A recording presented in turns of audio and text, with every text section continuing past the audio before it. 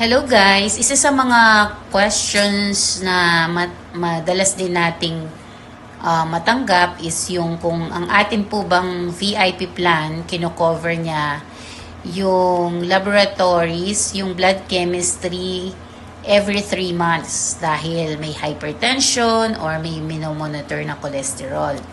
So ganito po kasi si Medicare, no?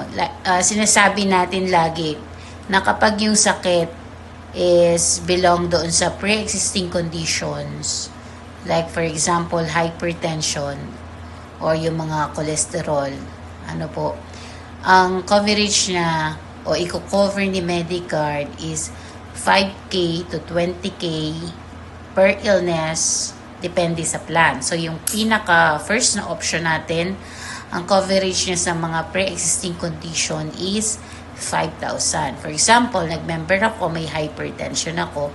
So, dun sa sakit ko, kasi sa illness siya tumitingin kung magkano ba yung i-cover niya sa buong taon dun sa illness na yun. Per illness po kasi ang ating VIP plan.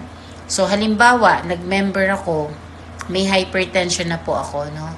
So, meron akong benefit doon sa VIP plan ko na 5K para sa aking hypertension. So, kung may asthma ako, pre-existing condition din yun, meron akong another 5K na coverage from Medicare para sa asthma ko. So, for example, nagpunta ako kay doctor and then, so nagpatingin ako dahil sa hypertension ko, no? So, yung consultations fee kay doctor, babayaran yun ni Medicare, so hindi ka magbabayad. Ang gagawin ni Medicare, dun sa chart mo, dun sa 5,000 for hypertension, ibabawas niya yung 500. So, 4,500 na lang. And then, kung may laboratory test ka, like for example, blood chem, sabihin na natin 3,000 yun, no? So, ibabawas uli yun doon sa 5K. So, 5K minus consultations fee dahil sa hypertension minus blood chem dahil dun sa hypertension, kung ano yung matitira, yun na lang ang magiging coverage mo dun sa natitirang taon para sa hypertension. Ganun siya. So, tinitignan niya, ano ba yung illness na ginagamot? Is it pre-existing condition? Is it ordinary illness? Yung iba naman, hindi pa alam kaya nga, magpapalaboratory muna. Dun sa mga case naman na hindi nila alam pa na may hypertension sila. Pero kasi during nung interview niya sa doctor, bago kanya bigyan ng laboratory test, meron na siyang initial diagnosis doon. Kaya kanya nire-requestan ng gano'n na blood chem, titignan niya. At saka di ba, bina-blood pressure tayo, bini-BP tayo, di ba, pag nagpapa-check up tayo.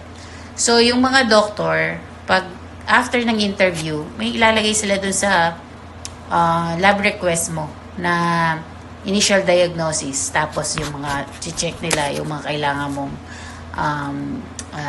ipalab, ganun. So, depende doon sa initial diagnosis ni Doc kung magkano po ang i-cover ni Medicare doon sa consultations fee at saka doon po sa laboratories. So, nagdidepende yung pre-existing condition nyo po kung ano yung plan na kinuha nyo. Yung pinakamataas natin, yung suite plan sa VIP. So, meron siyang 20K per pre-existing condition.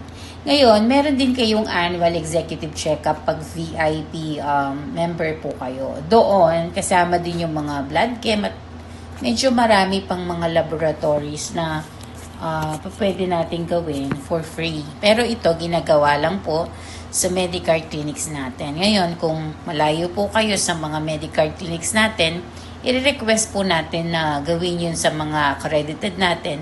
Pero for approval po yun, no? So, ang mangyayari po niyan is kukuha tayo ng quotation from the accredited hospital.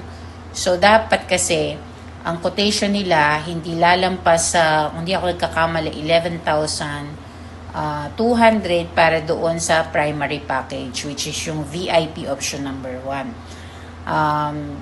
Kapag lumagpas doon, halimbawa, lahat ng test ng executive check-up, binigyan nila ng quotation, lumagpas doon sa, for example, naging 12,000, ganyan. So, it's up to you kung babayaran mo yung sobre doon or ipapabawas mo na lang yung mga laboratories na naka-indicate doon sa ating pong quotation. I-assist naman po namin kayo doon as your agent. So, yun po, yung executive checkup kasi, kumbaga, hindi siya mababawas doon sa pre-existing coverage nyo po. No?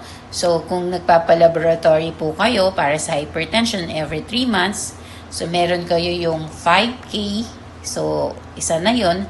And then yung pangalawa, yung for another 3 months, for example, gamitin nyo yung executive checkup nyo. So, dalawang lab test na lang ang kulang nyo sa loob ng 1 taon. Ganun po. So, wise pa din ba na magkaroon ng HMO kay Medicard kahit ganun yung coverage sa pre-existing condition? Yes, wise pa rin po kasi tandaan po natin, hindi lang naman po iisa yung sakit, no? So, si Medicard HMO po, marami siyang kino-cover na sakit, no? Like for example, kung ang sakit po is, ang category niya is dahil sa viruses and bacteria, yun po yung tinatawag nilang common illnesses or ordinary illnesses, makukuha po natin yung up to 200,000 or yung kung ano man ang MBL ng inyo pong plan. Per illness po yon. So, kung magka-pneumonia, that's up to 200,000. Kung magka-dengue, up to 200,000. So, malaking bagay pa rin ang meron kang HMO dahil di mo naman alam kung ano yung darating na sakit sa iyo, no?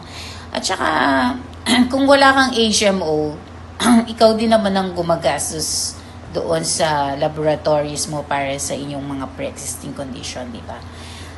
Ang ginawa lang na ganito kasi ni Medicare dahil syempre business-wise, kapag kasi isipin po natin kapag kinover niya yung mga pre-existing condition, for example, yung tao, ang gagawin niya, pag may pre-existing condition na lang ako, doon na lang ako kukuha ng health card, no?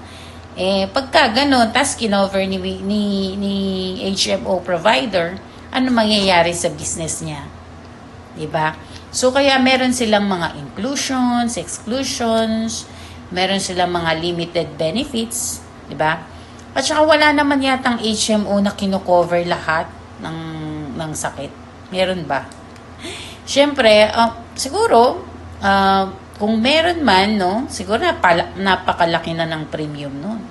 Kasi yung kay Medicare, kumbaga isa siya sa cheapest na HMO provider po dito sa Pilipinas. Imagine, for 25,379 na premium, meron kang 200,000 per ordinary illness na coverage at 5,000 per pre-existing condition for 1 year. At meron ka pang executive checkup, meron ka pang dental services, di ba? At meron ka ring emergency care, ibig sabihin for accident naman, meron ka ring up to maximum benefit limit for accident. Kaya, sulit pa rin siya